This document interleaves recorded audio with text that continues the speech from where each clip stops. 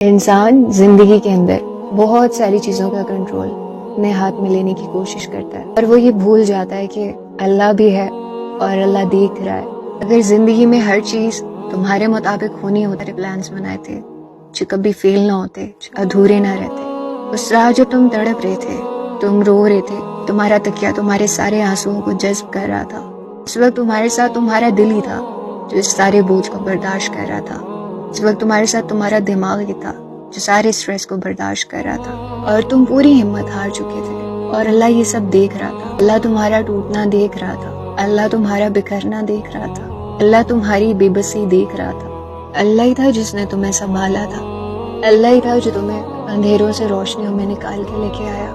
لوگ نہیں ہوتے کبھی بھی ساتھ، کوئی دوست نہیں ہوتے، کوئی اپنے نہیں ہوتے، کوئی پرائے نہیں ہوتے، اللہ ہی ہوتا ہے۔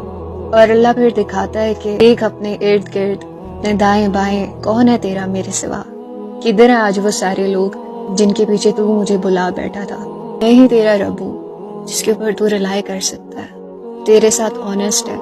دنیا رلائی کرنے کی جگہ نہیں ہے، دنیا ڈیپینڈ کرنے کی جگہ نہیں ہے۔